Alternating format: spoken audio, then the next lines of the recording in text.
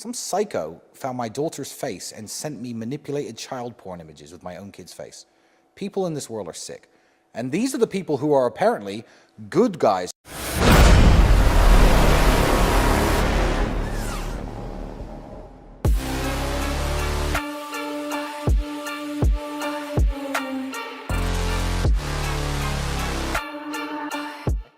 How was it in jail? How was it in the cell? No wonder, there's no way the stoicism was from day one. I'm sure one of you or both of you broke at some point. You don't know me very well, do you? I guess. I think he broke before you, so I know you. I don't think anyone broke. Break? What does breaking even mean? Jail was, I'm the kind of guy who can handle any situation, and I've said this a million times.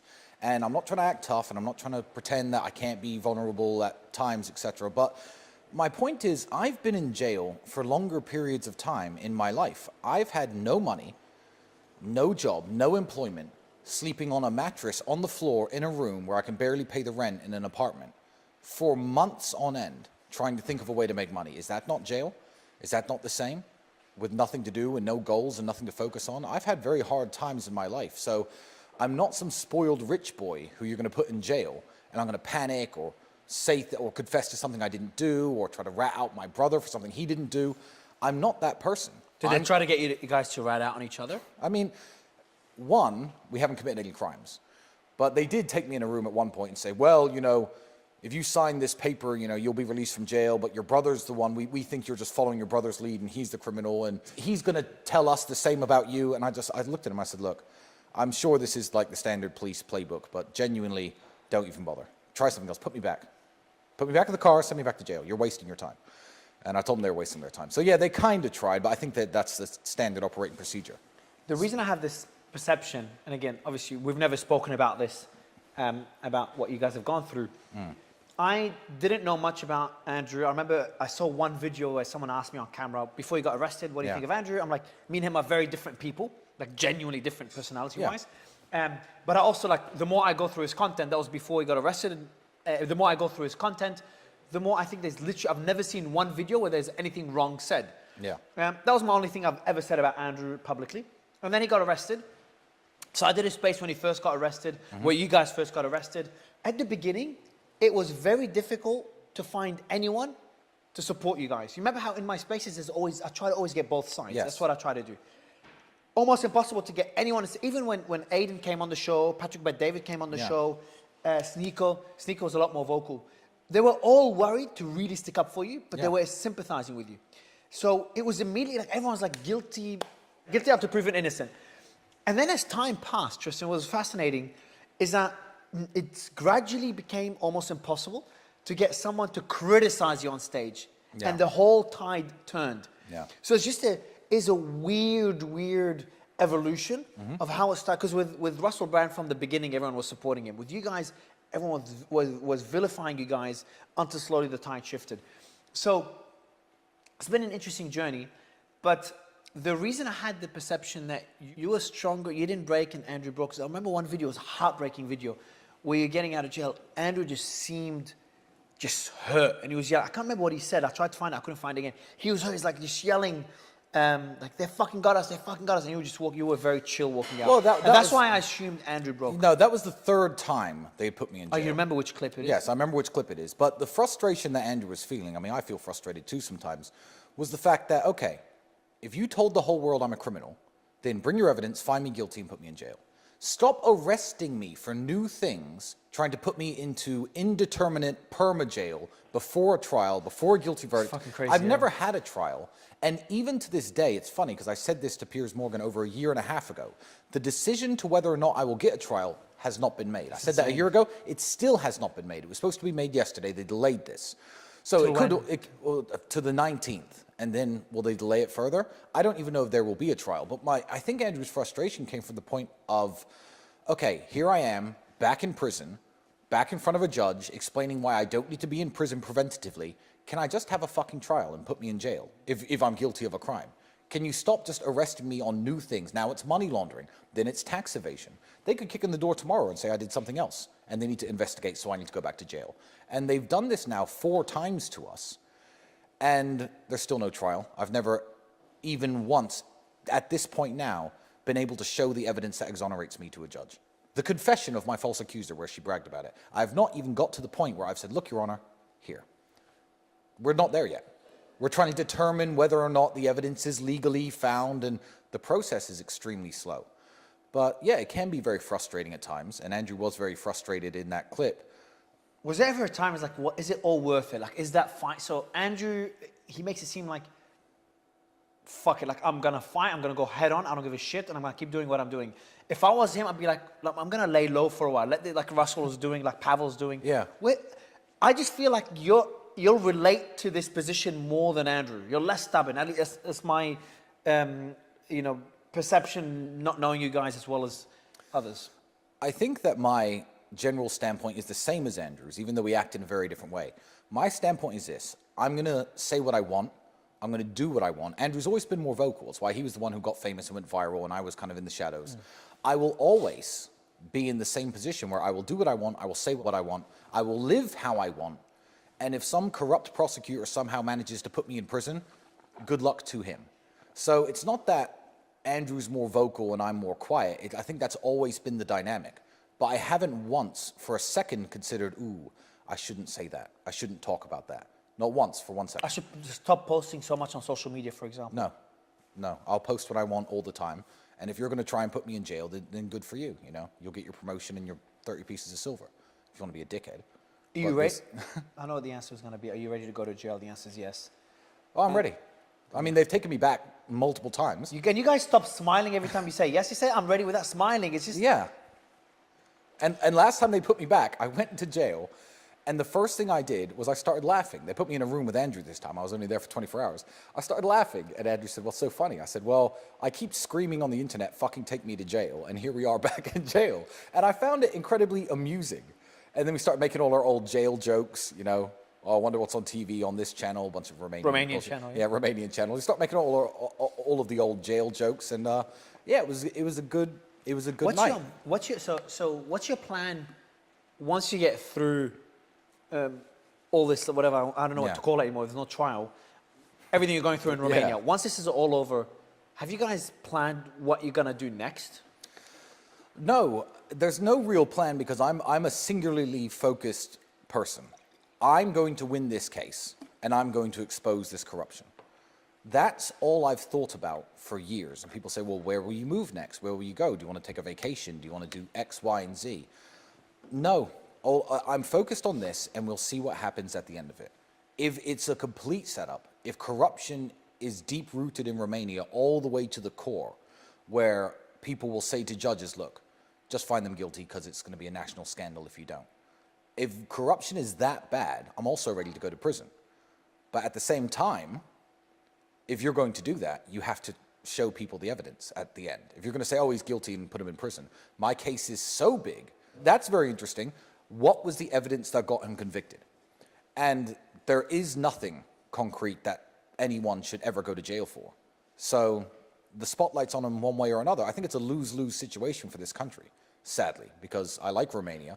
My kids are half Romanian. I've made my home here. I know their language even. I speak Romanian. I speak enough. So it's very sad to me that for whatever reason, one or two bad actors in Romania, which is what it is. I know their names. I know exactly who did this. One or two morons who were too hungry for power, promotion, recognition, or whatever, decided to do this to me because I think it's lose-lose for the country. There's no good outcome for Romania. Who with money and influence is going to come and set up a life in Romania now, ever again, after what they did to me? Nobody. I thought so there's many countries I don't fly to because of the risk. Romania is almost on that list. And me and the team was telling me, like, are you sure you want to go to Romania? Yeah. The first video I made when I started building my personal brand was in Romania. I used to have my biggest or second biggest team for one of my companies was Romanian. I've been to Bucharest many times years ago. Yeah. I haven't been here for years until this interview. So yes, and I think one of the benefits of what you guys, because there's two ways. Your lawyer would want you not to talk about all this. Obviously, You're not listening to him. But the benefit of really being so vocal about it is there's so many eyes on you. Yes. That you put them on the spot that they cannot fuck around, or the world will see. Exactly. The world will ask why I'm in prison. And, I mean, I've read the case file 10 times. It's really, really very stupid. Stupid is the word. It's a joke. It's not evidence of any crime ever being committed. It's a few racy text messages I sent to my ex-girlfriend calling her my slave or something like that. Like it's, by the way, she's not someone who ever made a complaint against me, and she stands up for me and is in my defense. So it, like the case file is complete nonsense, and I think that the people in charge know it's complete nonsense. I feel like decisions are being made behind closed doors. You talked about, you said about US influence earlier, remember? When I don't know if you can share this on camera, we can crop it out. Well, what I know is this. Brittany Griner was a criminal. She took weed and went to Russia. She possessed drugs in Russia and went to prison. She's an actual criminal. A$AP Rocky is a rapper. I believe he got in trouble in Sweden. I think he was attacked. I think it may have been self-defense, but he did in fact hit somebody, and he was put in prison. Now, the American government doesn't like its citizens being put in prison by foreign nations. So Brittany Griner is a criminal, and America pulled her out of Russia. A$AP Rocky did hit somebody. I think in self-defense. I'll stick up for him here. However, he was in Swedish prison. America pulled him out. I was left to rot in prison. And the reason I was left to rot... No one reached out to you from the embassy in support? I mean, a guy from the embassy arrived, but he made it very clear that there was nobody looking to help me. So when I was left to rot in prison, pre-trial, by the way, never found guilty of anything, I quickly woke up to the fact that, okay, the Americans have obviously okayed this. I'm not saying they started it, but I know for a fact they okayed it.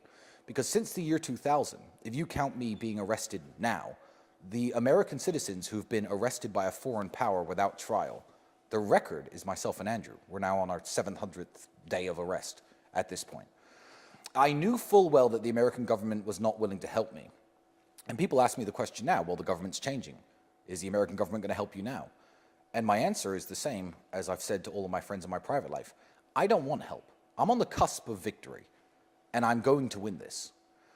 But in the way that Brittany Griner was a criminal, and they took her out even though she was a criminal, I feel like, as an American citizen, I'm not asking to be taken away from my responsibilities. I'm not asking for my sins to be washed away by the government and to be rescued when I've done something wrong.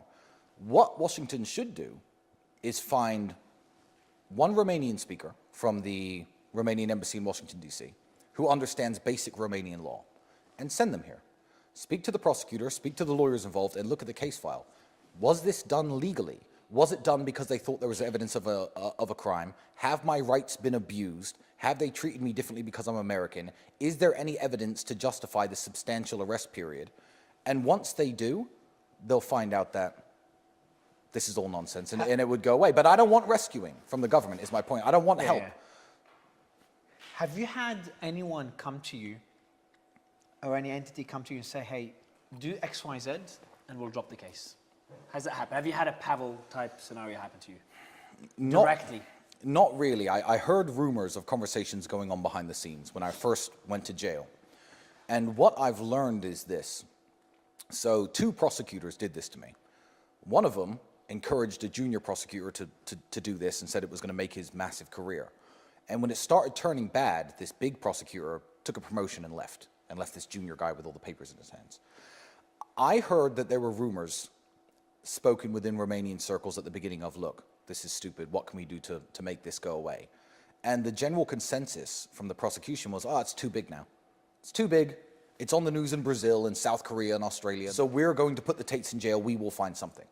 That has been their position the entire time.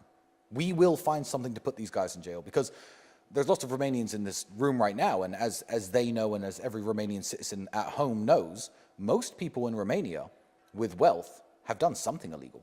They've done something they could be put in jail for. They've avoided some tax. They've bribed some official. They've done something illegal. I've done nothing.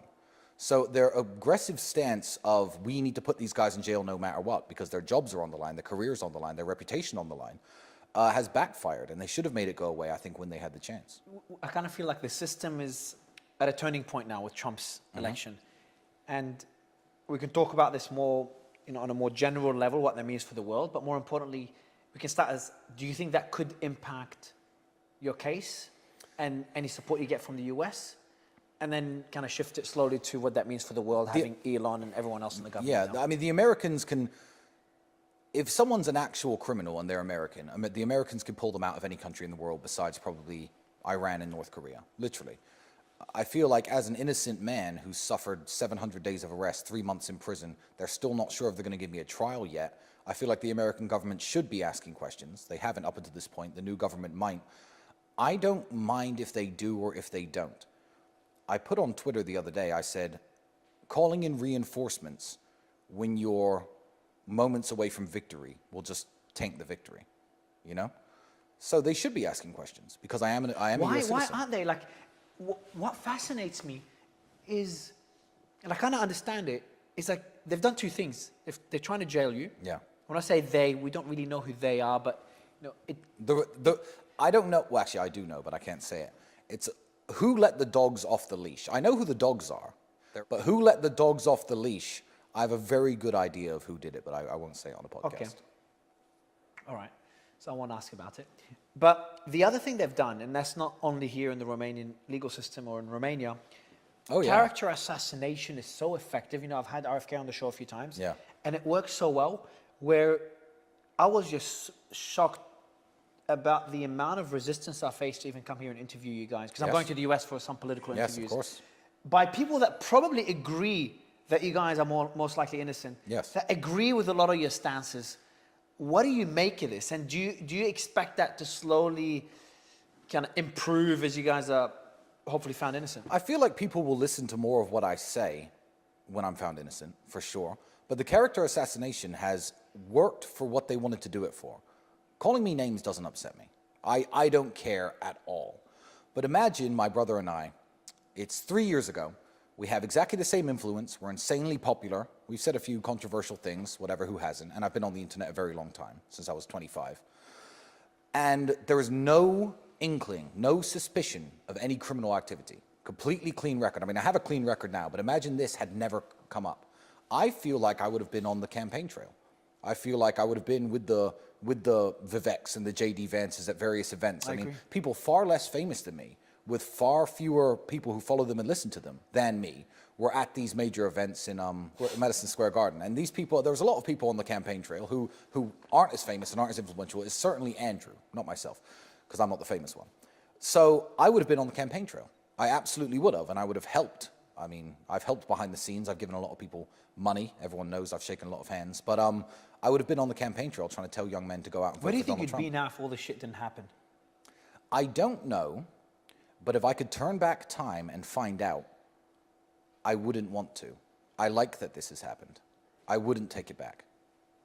I wouldn't go back in time and think, you know what, I'm rich enough, it's time to leave Romania and be quiet and stop talking and not upset anyone. I wouldn't take it back. But it's much nicer to be shaking those hands and being in those rooms. Maybe, but if I have to support things from the shadows, it's perfectly fine. And while I was doing it, I wouldn't tell anyone what I was doing. But now that the election's won, I said on the podcast the other day, I gave Scott Pressler $10,000. But I said, don't mention it because my name's toxic. Don't say it because my name's toxic. I tell people not to talk about me. But I'll do things behind the scenes to try and help what's right and what's good. And I don't want pats on the back or you know, people shaking my hand in public. What I want is the outcome that we're all fighting for, which is to make the world a better place. So would I be on the campaign trail? Would it be better? Maybe, but my life's pretty good. I don't really have much to complain about. The fact that I'm not standing at Mar-a-Lago in a group photo, sure, there's some fear of missing out there, but what's actually bad about my life compared to most people on the planet? My life is fantastic. And if these people can never be seen with me in public, perfectly fine. Do you get that feeling? Like when I had my main hit piece come out, a part of me, so first, I didn't deal with it well. I just like to have a very peaceful life. I don't like to cause trouble. I'm a very private person. And when that came out, there was a part of me that kind of said, you know, I wish their claims were just fucking stupid. The title was, the FBI and SEC respond to complaints about Mario Nawfal. Okay. Respond to complaints. Like if someone calls them and say, hey, Mario punched me in the face. Cool, do you have any evidence? No. They responded. That's technically a response. Of course. So I got private investigators, by the way. The SEC never called. It was a guy pretending to be the SEC. The person admitted it. The journalist admitted that the sources were flawed on a recording, and the FBI was an ex-FBI agent that responded to the complaint, not even the FBI. So that's how fucked up it was. But I didn't find that out till later. But the point I'm making is, part of me said, I wish I was actually guilty. I wish I actually did something illegal and the FBI is investigating me, because it would feel better. So how do you feel? Obviously you believe I believe you. Obviously I don't know the truth, but I believe that you guys are innocent. Yes. How does it feel to actually be innocent? Do you ever get stages where you're like, fuck, I wish I did something that they're claiming is actually true and I'll fight it in court, than being innocent and going through this? Or do you like the fact that you're innocent and they're unjustly targeting you? I like that I'm being unjustly targeted, because I get to expose a lot of corruption. And I feel like when this is over, as I said, I really genuinely believe that changes will be made in Romania to the way that they conduct investigations, the way they unfairly target wealthy people. Every Romanian knows that they do it. I'm just one in a massive long list of richer, influential people in this country who gets attacked and put in jail and stolen from. I'm just the only international figure. So the world is like, oh, what's Romania doing to Tristan Tate? They do it all the time. Now George A. Simeon is a Romanian politician. I'll say his name on this podcast because the world needs to know. They've put criminal investigations onto him. Why? Do I agree with everything he does politically? No, but he's a good man. He's a nationalist. He loves his country. He's not a criminal, but they're now investigating him and trying to put him into preventative detention in the run-up to the elections. It's a joke. This is literally, when I say the Americans should be asking questions, you have to understand that Romania is quite literally, the most corrupt police force in the first world. It's the most corrupt police force in Europe. It has the most cases of faking evidence, fraudulent evidence, fake indictments, prosecutors going to, getting arrested, political assassination in terms of like using the legal system to attack people and put them in prison. It's the most corrupt police force in the world. The judges have straightened out. The judges aren't corrupt. I would say that the judges are actually very fair. But when you have a corrupt police force barking at judges all day long about how bad I am, sure, they might keep me under arrest. No one's going to find me guilty. But, the pressure that they're under, if they let me out of arrest and I ran away, or I said something bad about Romania, or if I exposed what was going on here, it looks bad on them. I fucked up, man. Yeah. So when I go to a country that it's not that safe, yeah, this is one of them, I usually don't disclose that I'm there, even though they know in the airport, yeah, until I leave. I'm sleep deprived. My team told me not to do it, but I did a quick video saying, guess where I am, who I'm interviewing. And I posted it just on my way here. And my team's like, Mario, why'd you post it before? I'm like, fuck, too late now. Yeah. Obviously, everyone immediately knew it's Romania from a number plate from a car behind me. So yeah, bro, we might be here for a while. But going back to Trump's win, because obviously the issue that you're seeing in Romania when it comes to lawfare and whether they call it the matrix, the establishment, those in power, or the kind of the flawed systems that run the democracies that we live in, there is reason to be optimistic now after Trump's election, especially with all the people around him, RFK, Elon, yes, Tulsi, I'm super optimistic for the future of the United States. Super. What does that mean for the rest of the world as well? Well, the USA sets the tone on global culture. It sets the tone on global culture. I mean, if you were to just look at, for example, the amount of money given from the United States government to developing nations for LGBTQ rights and awareness, that's done by Democrats. There are countries like Uganda who don't want to accept this way of life, and they really don't want to accept this way of life. But the United States government is giving millions and millions of dollars to Uganda to advance their LGBTQ agenda. What is that? That's America setting the cultural tone for the entire world. And I feel like RFK is wonderful, isn't he?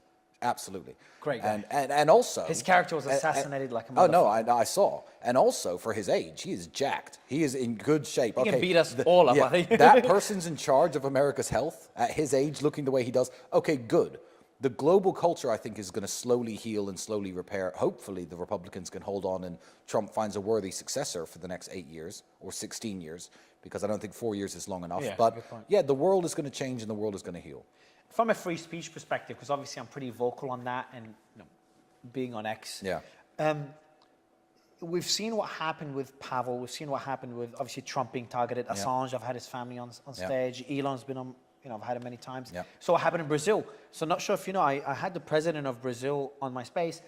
He was hiding in his house. When he was going on my space, they tried to block his account, the government in Brazil. Block his Wi-Fi. He had to use Starlink. And then they blocked space before X was banned in Brazil. They blocked space in Brazil. And then they blocked X afterwards. They launched an investigation into Elon and myself. So they went fucking mental.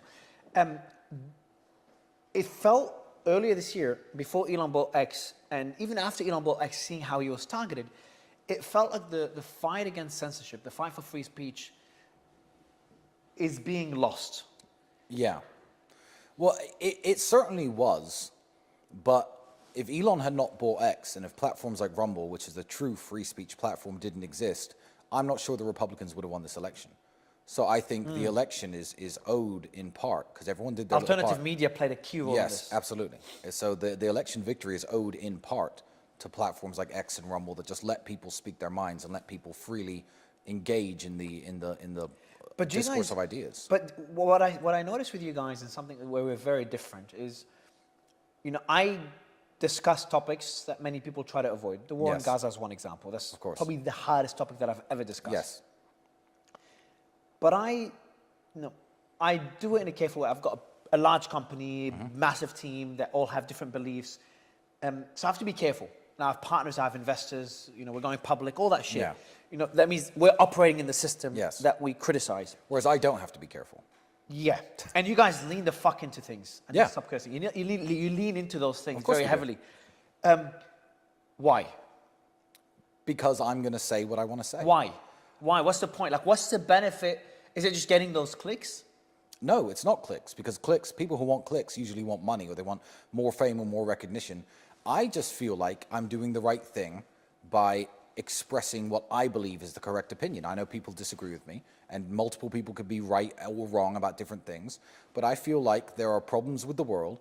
Young men especially are watching a bunch of garbage all the time on stream, and they're watching a bunch of garbage on TV. I like that young men listen to me, and I feel like in a world absent of male role models, let me try to set people's minds straight, and let me try to give opinions and points of view that are going to make young men at least do research and answer. But what about when you go questions. into like discussions?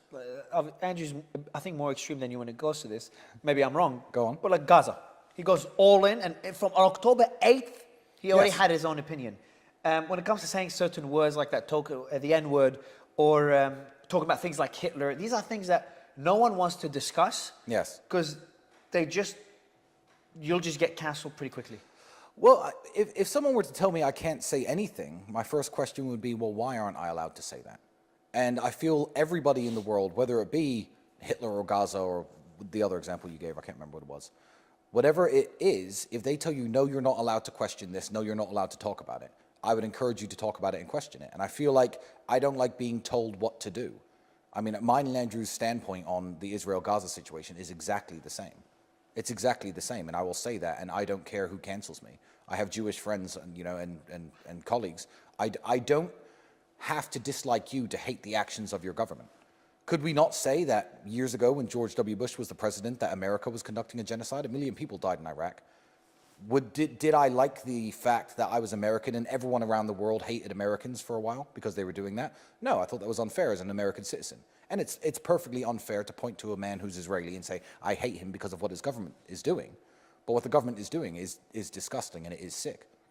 And I'm wholly with Andrew on this. I'm not able, okay, if you're on, is there anything you disagree with Andrew on? Not really. Come on. There's no way. We're different. We have different religious What beliefs. Okay, that I know. Yeah, that's That's the big one. Are you Christian or atheist? I'm a Christian. Christian. I'm an Orthodox Christian, yeah. Okay. But, I mean, so there are some basic fundamentals, and me and Andrew are very different people. We act differently, we think differently. But in terms of opinions, no, I feel like I'm correct about everything I say. And maybe my house is just an echo chamber, and Andrew feels he's correct about everything he says. But we'll never have a disagreement on things like, I don't know, foreign policy, politics, things like this. We're completely aligned in every way. I can't even name one example we disagree with. What about whether I like this car more than that car? I mean, these are it very seems you guys small- fight about yeah, these things more than you fight about. Well, there's nothing else. There's nothing else to fight Exactly, about. I see. There's nothing to fight about. Yeah. When it comes to business, it's probably me and Andrew talked a lot about this because that's the area I'm most fascinated by, kind of digging into how you built your wealth, your empire. First, who makes those decisions, or is it just joint? It's joint, and I come up with some ideas, and he comes up with some ideas. I don't want to say, in terms of business, how much we earn or exactly what it is we do, because I don't know how much Andrew gave away, and I don't know how much. I think I'll tell you, he gave away a fair bit. I didn't ask how much you earn. Oh, we did dig into the university numbers, how many students you have, how much they pay per month. So we got the numbers there. I can't remember what they were, but he said those. We talked about, obviously, PancakeSwap, how much money you guys made there, Yes. Bitcoin. We talked about the meme coins as well, MAGA and all those. Yes. But that's about it. You talk about, you guys have cafes, real estate as, to preserve wealth more than create wealth. Absolutely. So that's kind of where we left. I'm not sure if there's not much, if there's anything left. We didn't go about your past. There's all the other businesses you've done in the past. That's the past. I'm more curious what you have now. And you've talked about this already in the early days. Kind of some of it got you in trouble. No, perfectly fine. And I'm happy to talk about that. If you want to talk about my webcam studio, I'm more than happy to discuss that. Well, okay, so cool. World. I didn't even, that's actually a cool discussion. Yes. All right, what was the strategy there? What are you to launch these webcam studios? Whose idea was it? Well, we saw there was money being made in this way. We were very different people back then. I was in my very early 20s. So was Andrew. He's only a year older than me. We were in our very early 20s. And we're not from a privileged background. We're not from, a wealthy family. And we saw money was being made this way. So we started a webcam studio, essentially. We had models online talking to, people on the internet and stripping. It's basically an online strip club. But what I will say about this is, I get mad sometimes. This is one thing that really annoys me. Everyone has this holier-than-thou attitude, and they'll point fingers at me and Andrew. Oh, they made their money in webcam. I made a little bit of money many years ago doing this. A little bit of money. Enough to buy one Lamborghini and, pay off half of a house. I didn't make much. I donate more to charity every year than I ever made in this business. But everyone points the finger at me like I'm the bad guy because I ran my cam studio. Sure. I know what I did. It's not illegal. It's perfectly fine. No woman who ever worked for me has ever made a complaint against me. And they've all been questioned by the police, and they said Tristan was a fantastic boss. It was an interesting business to run. However, in today's society, 2024, I will say this. The porn industry is disgusting. It's huge, and it's disgusting. And it's run by very public people. We know all of their names. We know the guy who owns OnlyFans. We know his name. I think something like 6% of women in America have an OnlyFans account. If you think you're talking to the woman on the OnlyFans account, spoiler alert, you're not. Yeah. It's all run by management agencies, no different to what I used to do. Now the business is so big and so prevalent and has infiltrated every single country and every single aspect of the society we live in today. It's very normal, very normal. There's no shame in a girl having an OnlyFans link in her Instagram bio. It has become so normalized and the industry is so massive.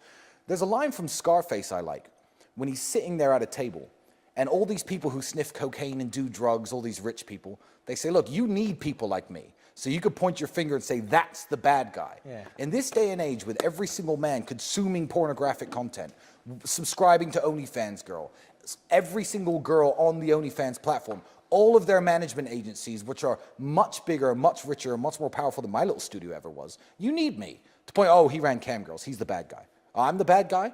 I was a drop in the ocean even back then.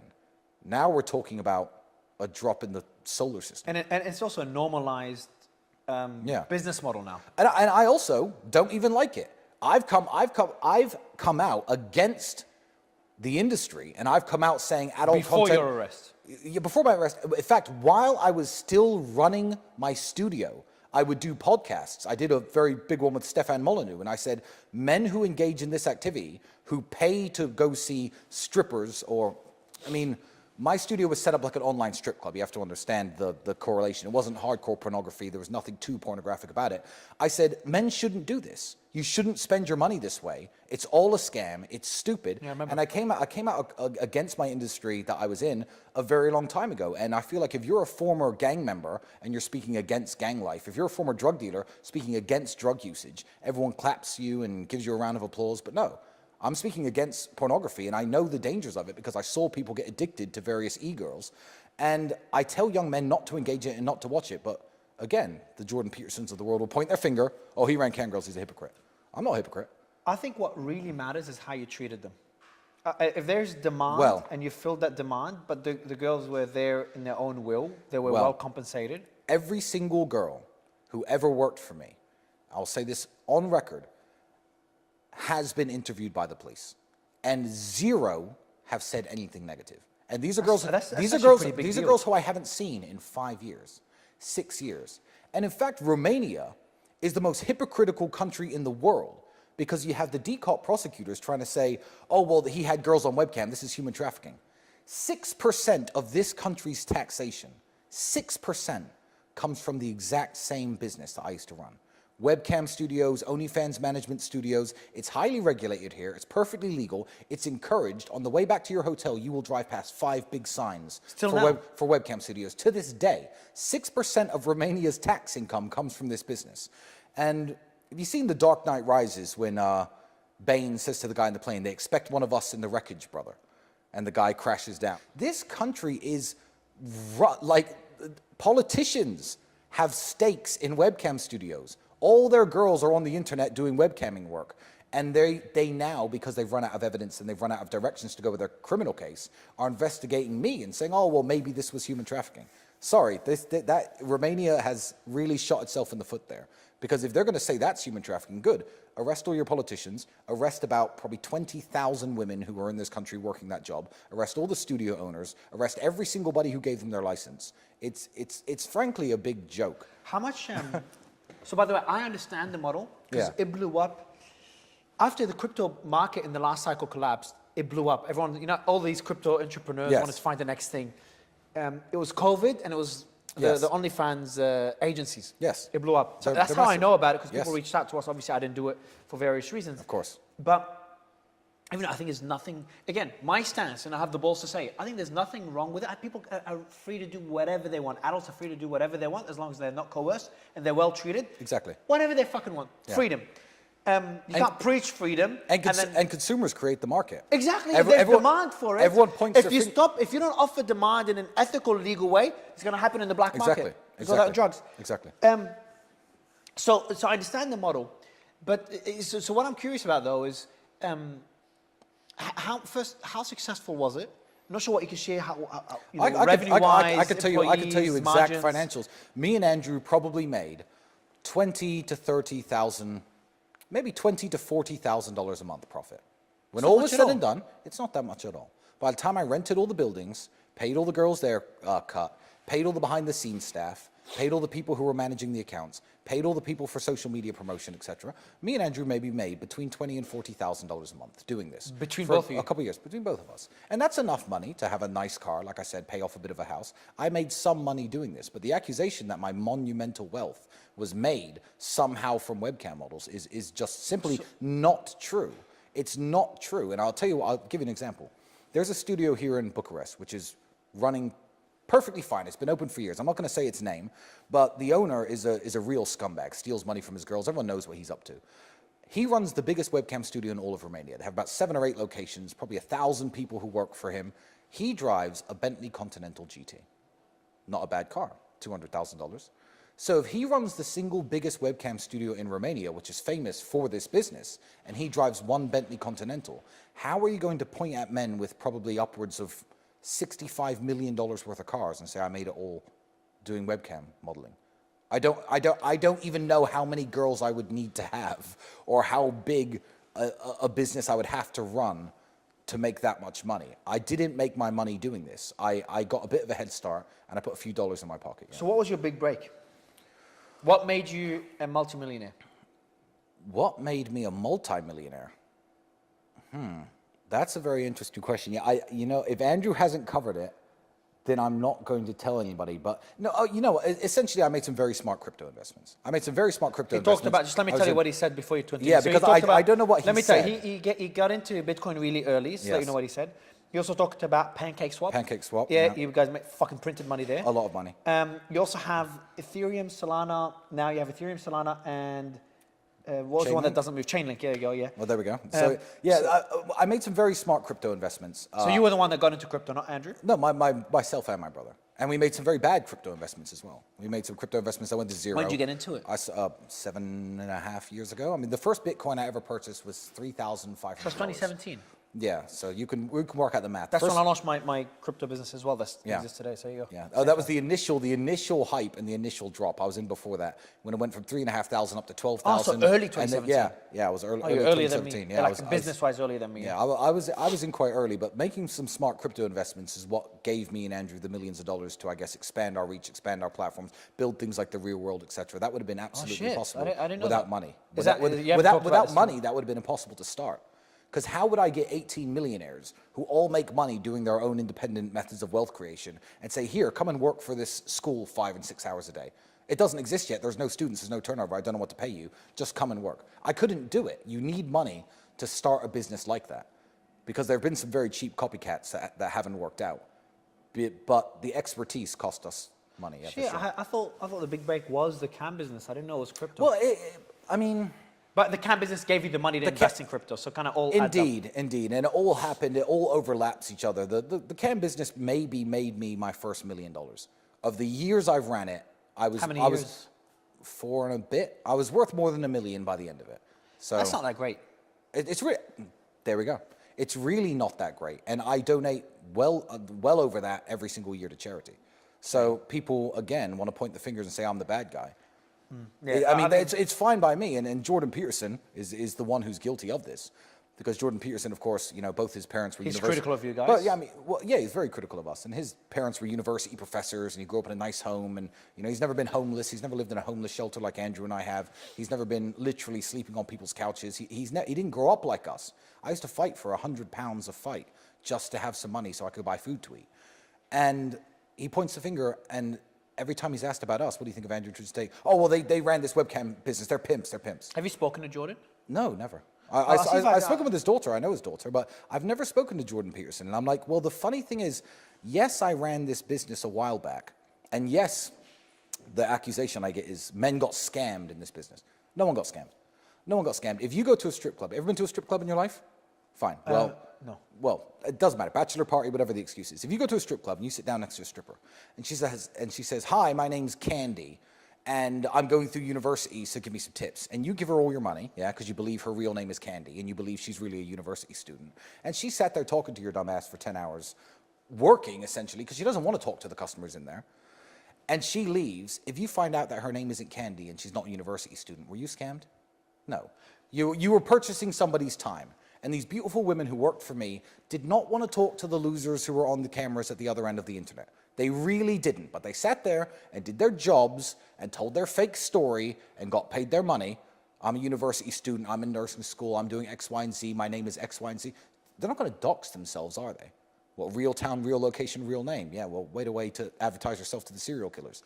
So no one got scammed in this business. But yeah, it's the Jordan Petersons of the world that will point the finger and say, oh, scammers, they cheated men out of money. They preyed on people. No, Jordan, I fulfilled the it's fine. demand in the market. You guys are fighting. You, Jordan, Russell, Tommy Robinson. You guys disagree on a lot. Loads. I've had you all on the show. Yeah. And the list goes on. I've had the Assange family on the show. No, Julian hasn't been yet. He's only just been released. Yeah. Pavel, I'm sure I'll have him soon. And you're all fighting a similar fight. I think the Absolutely, disagreements are pretty, like, for example, Tommy Robinson and you guys.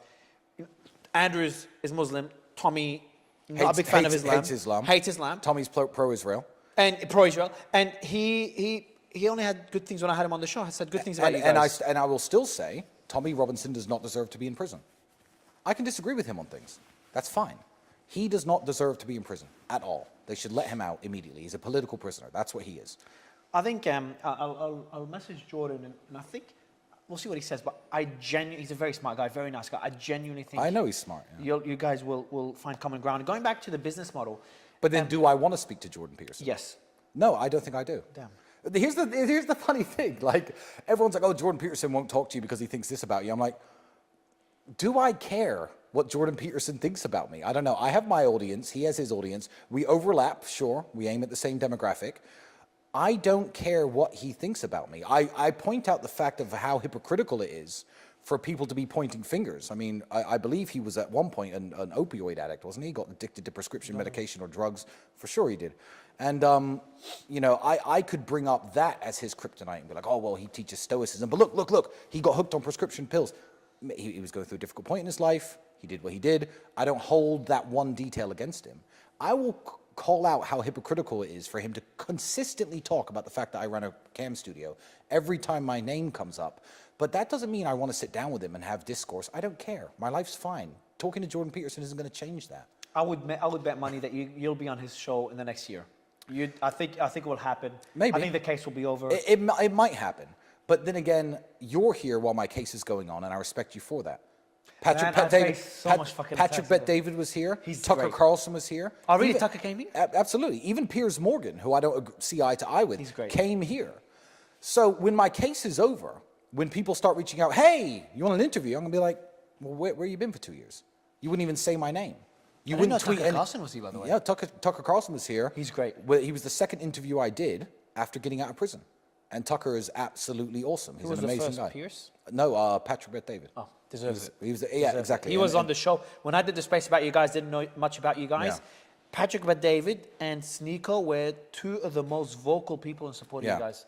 Well, I mean... And Aiden Ross jumped on as well. I think that's the first place he ever did jumped on to speak highly of you guys. He was a bit, raffled. He was a bit scared of everything, which you'd expect from him. He hasn't been through the trenches. Back then, he hasn't been through the trenches. I don't know him that well. He still hasn't. You'll never go through. I don't know much about him at all. I like him. I know I know Patrick Bet David really well. Great fucking guy.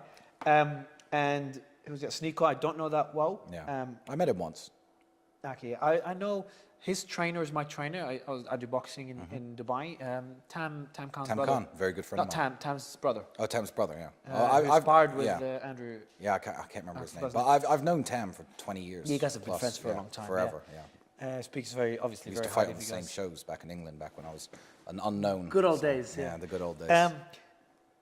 So going back to the point of crypto. So you've made your money in crypto. Congratulations. Then what? I've multiplied my money in crypto. Sorry, you're right. You've made multiplied your million into millions. Yes, for sure, in crypto. And I feel like the groundbreaking thing Andrew and I did, because of course we became famous, and fame doesn't necessarily always come with money. So there was a time when I had a YouTube channel and I was making an income from that. I'm now on Rumble, not YouTube, and I'll tell everyone. That don't count. That's nothing. Yeah, no, it doesn't. No, it doesn't count at all. But I believe it was my platform that did pay off in the end. Because I could have launched, and my brother and I could have come up with an idea for something like The Real World, our online educational platform, and it could be fantastic, but who's going to sign up if no one knows who we are? Yeah. So all of this, I don't regret anything I've ever said on the internet. And Andrew said some horrible things, and so have I. Nobody used to watch... What's the worst thing you guys have said? Yeah, I don't know. You know what? I don't even know. Ask my haters. They'll show you. Ask my haters. They're in my comments, I'm sure. I'm sure they will tell you the worst things I've said on the internet. I was aiming to offend people. I was aiming to go viral. I was a nobody, and I was trying to make my voice heard. So all the horrible things I've said, did I mean them? Not really. Maybe in some way I did, in some way I didn't. Every joke has an element of truth to it. But I've exaggerated things. I exaggerated my lifestyle. I used to exaggerate how much money I had. And I slowly was going more viral and getting more famous and becoming more careful with what I say.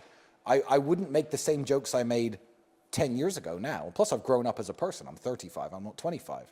But the platform became financial success in the way that my school was popular because of it. Monetizing your personal brand. By the way, Absolutely. Bob, I'm just getting people calling me. I just checked. I want to see his haters on the tweet. Oh, they're there. I'm sure they're there because trust me, they're there. Yeah. But first, a tweet went fucking viral about guess where I am, which is not good. I was just telling Andrew, like, I'm pretty worried being here. Yeah. And usually what I do when I go to a country that I'm not too safe in, I would post that I was there after I leave. Yeah. That's not enough. Usually they know you're in the airport, but Romania is not Pakistan. Well, Romania is actually an incredibly safe country. It's safer than the United States in most areas. It's a very safe country. For nobody. The problem is for people that are not The problem is you're interviewing me. That's the problem. The problem is not criminals. No one's going to steal your camera equipment. No, that's not what I'm worried about. The problem is you're interviewing me, and I don't know if they want that to happen or not. Yeah, so I'm going through the comments here, and the haters are there. Yep, of course. I was going through them before. Again, it's a very few, and I mean it. It's a very loud few. Oh, no, it is. I know. And in fact... Do you reply to them? No, I never replied to them. But I wish to publicly thank them at every step of the way. Because if everybody agrees on something, everyone stops talking about something, right? So if everyone knew I was innocent and I was set up, for example, when accusations were made against Russell Brand, everyone's like, oh, this is a setup, it's a stitch-up. Immediately, yes. It went away within days, okay? I have maintained my relevance because of these hater accounts who can't stand me. Because every single day they spend 18 hours a day from wherever they are in the world posting about me, or he said this 9 years ago, posting old videos of me, and it farms engagement, right? It farms engagement from the people who love me and the people who hate me. So there's a constant discourse going on online.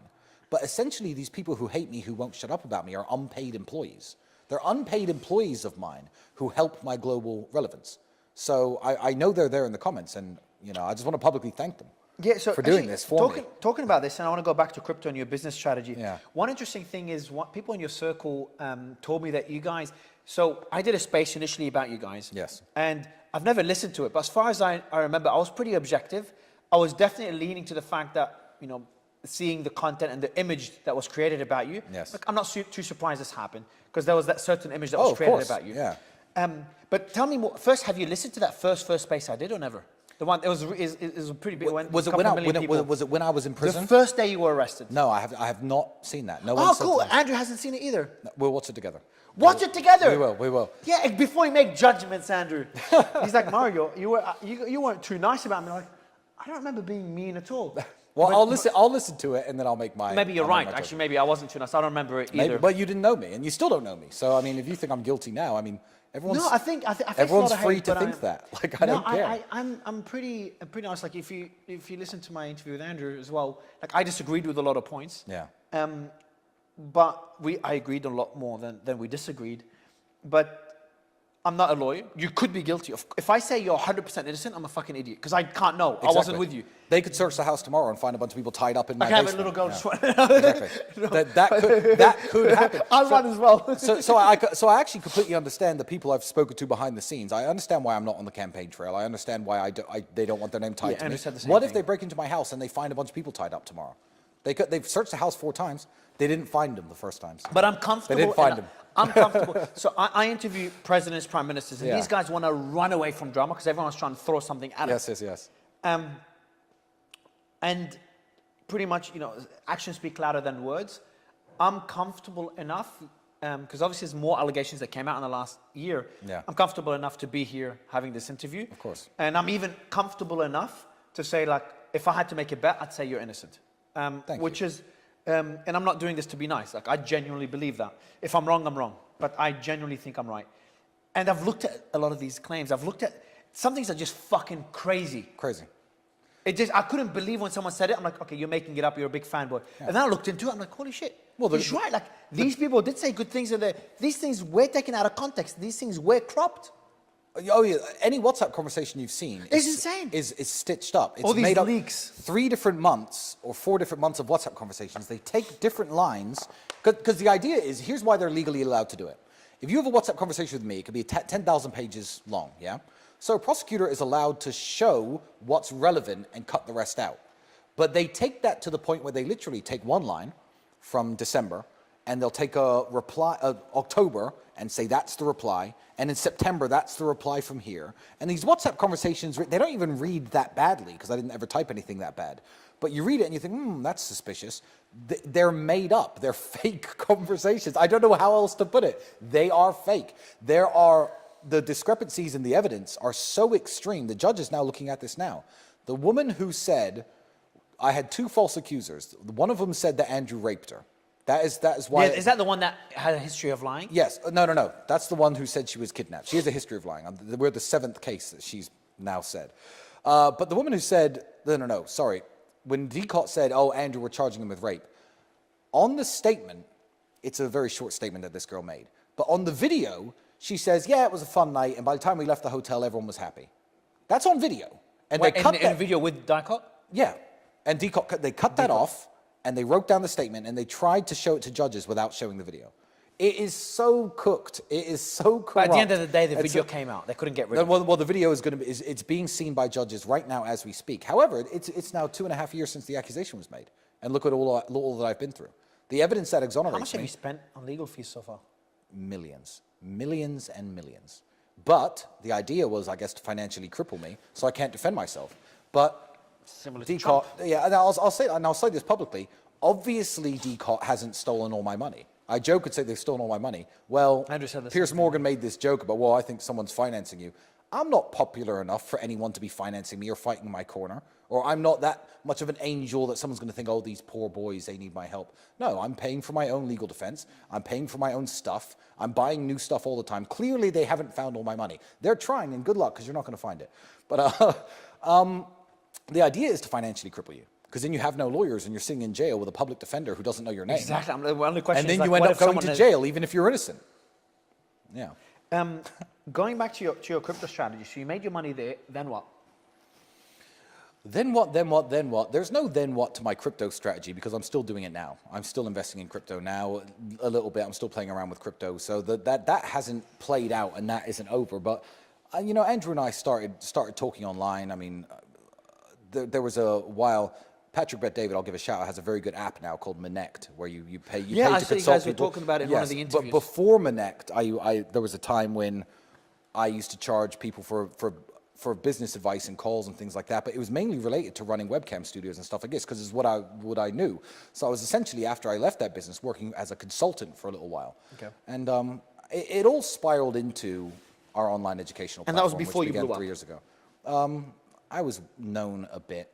I mean, what does blow up mean? If you have no followers, Millions of followers. and you get 20K, you think you've blown up. No, I didn't have millions of followers until probably a year and a half before my arrest, about 4 years ago, 4.5. And did you launch your school university then? Yes.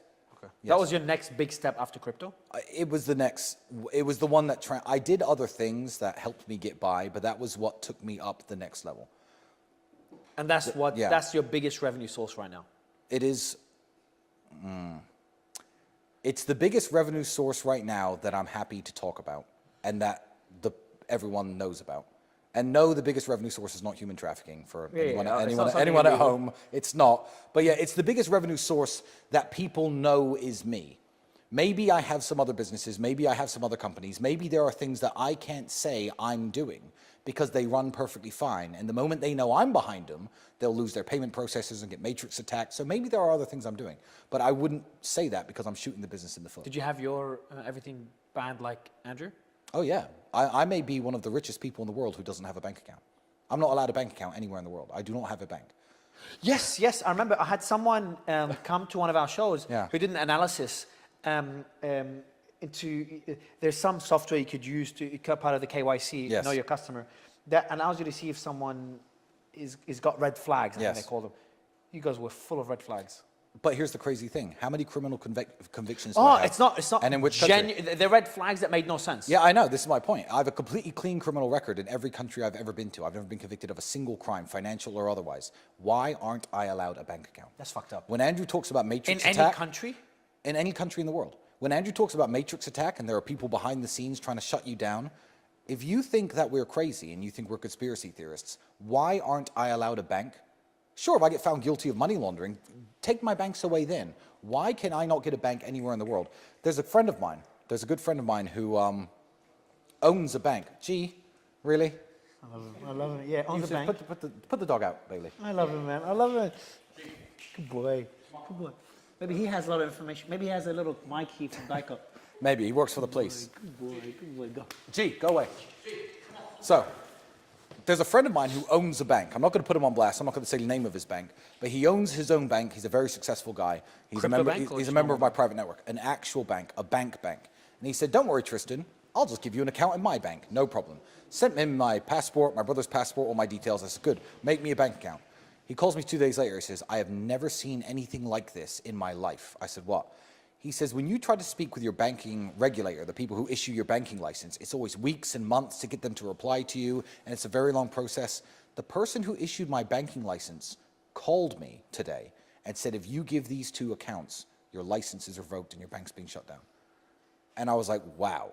So if you don't believe in the Matrix, if you don't believe me and Andrew are under attack, if you think that we are just, I guess, suffering the consequences of our own actions and that we're criminals and there's no conspiracy against us, explain to me, please, why I can't have a bank anywhere in the world. I don't need one. I've now learned to live without one.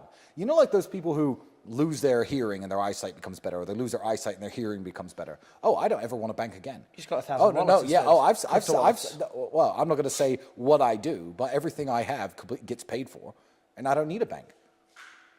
It's fine. I didn't believe, before you guys got arrested, I remember the call. I was in Cyprus. Yeah. I was in a resort in Cyprus. And I was speaking to one of my team members about you guys. And he's talking about how Andrew and Tristan had their Airbnb canceled. That was the day it clicked. Yes. Airbnb canceled. I'm like, there's no way. Uber and Airbnb. Yeah. I'm like, We didn't even use Airbnb.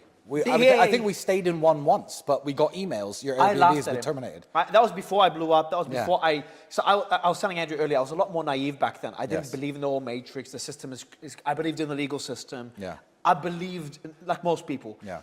I believed in the media, the same media that wrote a hit piece on me a couple of years later. Yeah. So when he said that, I laughed at him. Like, come on, man. I literally laughed at him. I thought he was being a conspiracy theorist. And I Yes. thought you guys are doing it. I'm like, it's a great marketing strategy. I'm like, I'd do the same Yes. as you. It's a great story. Yeah. Now I believe you 100%. Yeah. You're not alone. I've heard the story so many Every times. app I've had, I think every app I use my real name on. I don't use my real name. I have apps. I use Uber, sorry, but I was banned from that. But I just put fake names in now because they don't really care that much. Are you worried about Binance also? Do you have a Binance account? No, I no longer have any exchanges. Don't blame you. I don't have any cryptocurrency exchanges. If I do, they're not in my name, and I use them just to buy and sell. It pisses me off, and man. move It things. pisses me off you're going through this. It genuinely pisses me off. It's so Wait till unfair. I'm guilty of something. You know, convict me, right? Show the evidence. Tell the world I'm a criminal for real, and then take away my banks. So, That's what I think. But also, I don't care. It's funny. Wahid, a quick question. If someone's a criminal, are they allowed to have bank accounts or no? Well, they are, yeah. So criminals are allowed to have bank accounts? Yes. You're still innocent. Yes. You haven't even had trial yet. No. And you've already been blocked. Yes, from everything. So how can someone not believe in the matrix, however they want to define it? I really don't know. There's a bank called Revolut. I know And Revolut. I'm gonna put them on blast. If you get bored, look in my Twitter. There's a thread about Revolut of how they blocked my account with £657,000 in it, right? And I wrote this thread about a year and a half ago when I was trying to get my money back. A year and a half before that, 3 years ago, they've locked this account. And the £657,000 or whatever didn't move. And I put my messages to customer service on the Twitter thread, and I encourage everyone to look this up. And I'm kind of toying with them. I'm like, look, I can't make payments on my house. My kids, I can't afford their school fees. I'm going to kill myself. This is my money. Give it back to me, please, blah, blah, blah. No. And they still have my money to this day. I can take my phone and open Revolut and show you the money, and it's still locked to this day. It's been, and this is before my arrest, by the way. They locked it. £657,000, and the cheek of them, they still charge me £50 a month for metal card services. So in however many hundreds of years. So the money's still there now? The money's still there, being eaten away by £50 every single month. It's still there in Revolut right now. Revolut still But you can't take legal action against them? I'm trying. I'm taking legal action in the UK against Revolut, and hopefully I'll get my money back, but it probably won't cover my legal fees. Before I got arrested, they froze this account. Is Bob here, Bob? We need to empty all our exchanges after this interview, man. Yeah, and don't use, don't use Revolut. If you have more than £1,000, don't put it in Revolut. Everyone at home, don't watch it. I hope their business suffers I've because never of the been podcast. cancelled. Yeah. Do you have your Instagram back or no? No, I don't have Instagram. Only Twitter? No, Only yeah. X. So there are accounts on And Instagram. Rumble. This is my public appeal to Instagram. Mark Zuckerberg probably doesn't make the decision. Maybe he does, but he's got bigger fish to fry. My public appeal to Instagram is this. There are 20 accounts with my face and my photos, named all sorts of different things. I don't control any of them. One of them is verified somehow. I don't know how this person did it. If these accounts exist, people are open to being scammed. People are open to crypto scams and all the crap that these accounts push. I don't know who's in control of any of them. Even the verified What they should, yeah, I don't know who runs it. I don't know. I've never met the person face to face. They've WhatsApped me, but I don't know who it is. The username, I could tell you all the usernames afterwards. I don't mind the accounts existing, but I'm like, why not just give me my account back so everyone doesn't fall for scams pushed by fake accounts? It makes more sense if you're Instagram from a business perspective to just let me post my photos of my cars and my little captions, then allow my image and face to be everywhere on all these hundreds of fake accounts so people are open to being scammed by them. I think they should give me my account back. But maybe they will, maybe they won't. I'd like my account I think back. it's inevitable. Mark is already starting to change course. And I've credited him for that on Twitter. I said it's very important when rich, famous people who are part of the global culture start doing things like physical training, start doing things like changing their political beliefs. Let's not hold anything against him. Let's encourage this You know, instead of pointing the finger like me, who've made changes in my life, everyone still wants to point fingers. I like that Mark Zuckerberg is coming around, and I genuinely, you know, wish him the best, because he's probably gonna be happier and healthier now. But yeah, Instagram, I don't have Instagram. My fan accounts blew up after I was banned, and there are some very big accounts, but I'm on Twitter and Rumble only. That is it. X and Rumble. My apologies. All right, so we talked about how you made money in crypto, did a few things, then you built, so obviously the CAM business, CAM consulting and crypto. Yeah. And then the real world, the university, the real world university. Yes, university.com. University.com. Yeah. Great domain. That domain cost me more than this house. Shit. And then, so what are you doing now? What's the businesses that you have now? And I'll give you an idea of what Andrew spoke about, just so you're aligned, and obviously we can crop out. Well, I could tell you roughly anyway, but Andrew's working on some very big crypto projects. Andrew's going to make the real world token. Yeah, or more than yeah. that? The real world is going to be a fractional ownership of the real world platform itself. Great idea. The real world platform is super profitable, and it gives the students who have made money a way to invest money back into the project that made them rich and make a residual income at the same time. So it's essentially going public without going public. But that's all being worked on As a security token. As a security token. But that's being worked on, and when it's launched, it's going to be absolutely watertight. There's going to be no way of it getting hacked, scammed. The SEC aren't going to come after us. It's all going to be 100% watertight by the time we go public. Should be a lot easier now with the new SEC issue. Yeah, probably Q1 2025 is when that's coming out. So if you're watching this before this, don't buy any token called the Real World. It's made by some Indian guy. Don't, you know, they're all scams, the ones that they're trying to make now. Because if I say anything online, people make a ticker and try and say that it's legit. But yeah, Q1 2025, that's coming out. That's our main focus. And as I said at the beginning of this, I'm a singularly focused person. I don't know how Elon does what Elon does. He's the most impressive man in the world because he's got all these various things going on. The Real World token is the next big thing. Maintain my student number, make sure my university is healthy, win my legal case. That's what I'm doing right now. And I don't really have the mental space for something else. Which again, I'm going to say it just one more time. Elon's a monster. God knows. He's in the top 20 Diablo 6 players in the world at the same time as doing all the stuff he does. You know who Elon is? Elon is... I got very upset when the Democratic politicians in charge were criticizing him. Because I feel like in history, I don't believe in reincarnation. I'm not a Buddhist. But people are reincarnated in history. You could say that, you know, Charlemagne and Napoleon were very similar characters, and it's just certain personality types do certain things at certain times in history. Look this up. You probably know this already. Sorry, I don't want to insult your intelligence. There was a man called Archimedes of Syracuse. Now, Syracuse is modern-day Sicily. It was an enemy of the Roman Empire. And Archimedes of Syracuse was such a revolutionary genius in his time. He was the best engineer of his time. He constructed machines that could reach over the walls of Syracuse and pick up Roman warships and sink them. He invented a refracting mirror that could set ships on fire from a distance from on top of the walls of Syracuse. He was a revolutionary thinker, an engineer, and when the Romans actually conquered Syracuse, they gave specific orders to the soldiers: do not kill this man. This man is too important and too smart. If you find Archimedes, do not kill him. And he was actually stabbed by a soldier, and they crucified the soldier as punishment.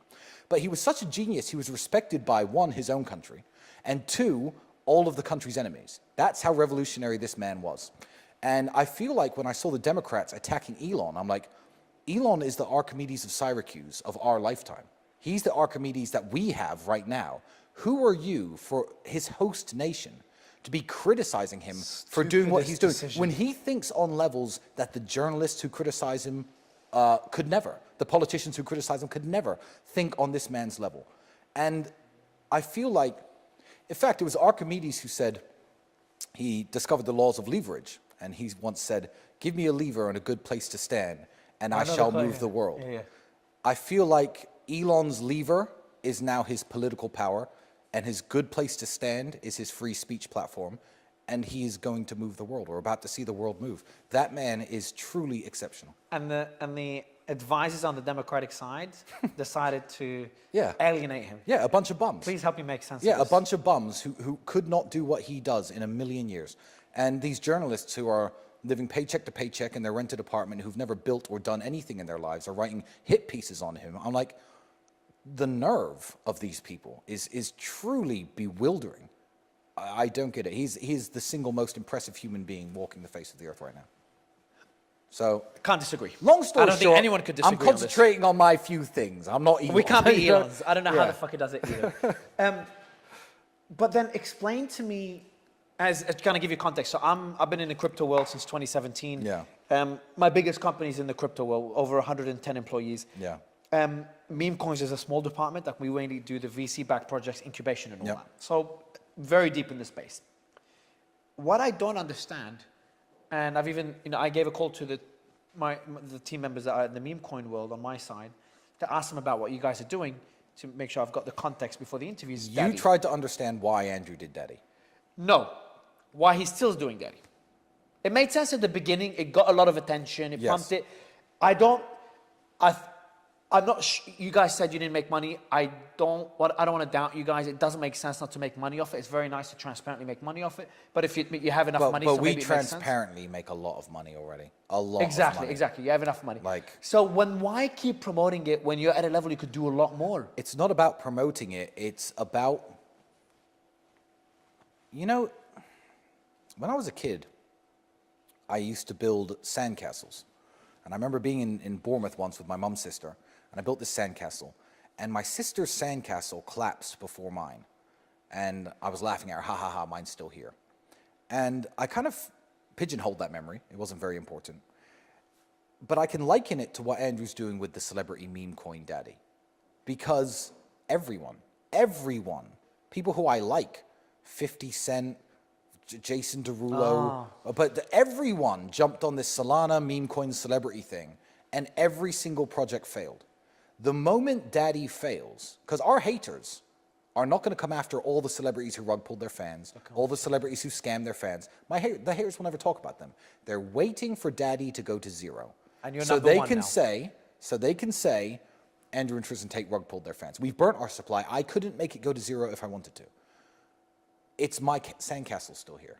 That's what it is. And when the market cap reaches a new all-time high, when it reaches a 200, 300, 400 million market cap, 1 billion market cap, it's, hey, look, my sandcastle is still here.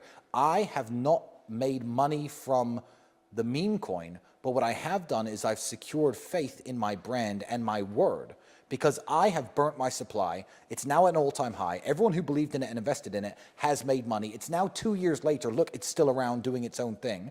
Now when I say my school's good, or this brand of perfume or tequila that I've launched is fantastic, people will be like, okay, I believe him, because his word is true. And he was right about Daddy, and his sandcastle was still there after all of the other ones were washed away by the ocean. One of the hardest things to build in crypto is credibility and respect. Yes. It's not about the number of followers. It's about the influence and clout that Exactly. you have. And it's not about the influence and clout you have in the real world and outside of crypto. All these celebrities barely have any influence on tokens, yet there's people that have built clout in the industry that have 10, 20, 30, 40, 50,000 followers. Yes. Yet when they talk about a project, it moves. You guys have built that intangible through Daddy. Yes, exactly. Exactly. So when people don't understand what Andrew's done, and they're like, well, I can't believe you didn't take money from it, or you burnt your supply, people track the wallets. They see it. That's what happened. It's like, well, you at home, no offense, you at home, maybe you don't have any money, so you wouldn't have burnt it. I've got everything I could ever need already. So it's just securing our brand and making sure that maybe in the future, next year or in 2 years or in 5 years, someone will come along and say, look, Tristan, this is the next Ethereum. This is the next big crypto project. Do you want to be a part of it? We know people listen to you now. So yeah, we went from nobodies in the crypto space, we just did our own thing and made our own money, to people with credibility, and that's what Daddy did. It purchased me credibility. Last question, which is also a crypto question, is another thing that you guys do is you have projects that pay you to talk about them or just have you on the space. Maga's one of them. By the way, this is something, just to be transparent, we do as well. Like we do it for 5, 6 projects a day. I will say that I, Tristan Tate, have never taken money from anyone to talk about a coin. Oh shit, really? I have never taken money from anyone to talk about a coin. So I had no idea. So I made an assumption there. I apologize. Well, you have to ask Andrew. You have to ask Andrew, because I don't. We we did. I can't remember what he said. He has his own wallets and does his own thing. I, Tristan Tate, have never taken any money from anybody to talk about anything. Because I'm pro-Russia. People say Putin give you money. I'm pro-Palestine. People say that Arabs give me money. I've jumped on spaces about crypto coins, etc. I was even on that MAGA space and said a few words. I have never taken money from anyone to say anything to this, fascinating. I didn't know. up until this point. I was gonna set it up by saying, look, we do it. 95% is for VC-backed projects for startups. Yes. We work with them. So our model is like we get them on the show. We talk about them on a daily basis. 4, 5, 6 projects. We also market them and incubate them. It's like a whole model. And we do it for meme coins as well. Yes. So we're pretty transparent about it. So I was saying that because I wanted to make sure that if you do it as well, I kind of relate to it. But you don't do it at all. So it's pretty fascinating. I don't need money. I could show you in inbox I believe messages. you, I'm I not going to believe get my you. phone out right now, but people, hi, this much money, say this, tweet this, can you post this? How much do they offer you I said, usually? What are some It's random usually numbers? some of the token, but I mean, it could be up to 50 grand, 100 grand of ETH. I just don't need it. I don't need it, so I'm going to say what I want. And if I accidentally pump some shitcoin, I think Andrew, he made a joke on a podcast once. He was saying, the Thread Guy podcast, he was saying butt sex coin. If you're stupid enough to buy a butt sex coin, whatever. I don't know who made butt sex coin, but they jumped on it after the Threads Guy podcast, and it rode up really high, and they rug pulled everyone and made a bunch of money. I don't care if what I say makes people money or loses people money, because I don't necessarily give financial advice. I could say that Daddy is not going to go anywhere, because I don't even have the control to dump it. I couldn't rug it if I wanted to. That doesn't exist in my power. But I've never taken money to say anything. So if you lose money or gain money from whatever I say, that's your business. But I've never been paid by anyone. Interesting. Have you bought a coin before talking about it? Have I bought a coin, as in like purchased Have a you coin, bought a coin, talked went about talk it, and about it hope and it went sold up? Not intentionally, not as a strategy. I've bought coins that I've then mentioned Which is and fair. bought or sold for whatever time. But never It was never, I'm going to buy this coin, I'm going to talk about it, I'm going to sell it. No. Never. Okay. No, that's probably happened. I buy lots of coins, I talk about loads of coins, but it was never an intentional money-making, let's pump it with my influence strategy. No. Last question now. I know I said last one is the last question. No problem. but I've got from a all day. business, from a business perspective, what's the structure between you and your brother? Is it everything's joint 50-50 or do you have Everything. different 50-50? Everything is 50-50. If I went and started a lemonade stand on the street outside and I made $100 worth of lemonade, Andrew and I would both be $50 richer. That's the way it works. Your relationship with Andrew, I told him the same thing, is so rare and so incredible, but so rare, even for family members. Yeah, it is. And I think even believe jail time made you guys even closer. I'm the luckiest man in the world. Yeah. Not the luckiest. He can be a pain, but maybe behind the scenes is a bit of a fluff ball, I think. No, he's a pain all the time. Last question is, that's the third last question, is more kind of wrap-up question. What would you say to the audience as the biggest misconception about you and your brother? Forgetting the fact that we're criminals, because obviously that's a massive Put that misconception. behind us, yes. The biggest misconception about... Something that no one knows. No one knows. My guess would be like, you guys are so much softer behind the scenes. No, than on what camera. I will say is... Softer in a good way, like very kind and no, fluffy. you know what? We are genuinely quite brutal people. But I think how much we love our kids and what great parents we are. I think that no one sees this. I don't show it off. Never talk There about it are either. psychopaths.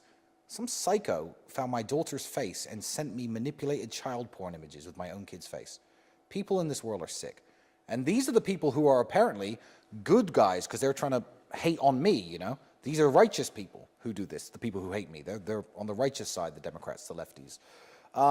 People are sick, so you'll never see that from me again. You will never know who my kids are. You will never see their faces. If they unintentionally are ever seen anywhere, I'm going to blur them out. But what great parents we are and how much we love our kids is something that is never going to be seen by anyone. That's something very private to me, and my kids are going to be raised excellently, and they're going to have they have the best financial start in the world. And as long as I could keep myself out of prison for this bullshit case, because, you know, the only bad thing about going to prison, and I'm not scared of it, would be how many years do my kids have to grow up without me, you know? One of them hasn't seen me in 2 years because the prosecution questioned the mother as a suspect and threatened to put her in jail if she wouldn't make a declaration against me. So she left the country. And then in the second file, they seized all of her assets, everything she ever made, her car, they took all of her stuff and said she's a suspect. In the second file, they listed her as a victim. So it made it illegal for us to communicate. So I couldn't even call her anymore. That child is 3.5 years old, doesn't even know who I am. 2 years without me because of what the Romanian state has done. And I will have my vengeance in this life or the next. Fucking hell. Well, man. Great chat. I appreciate it, man. Thank you, so much, man. Thank you. Far out.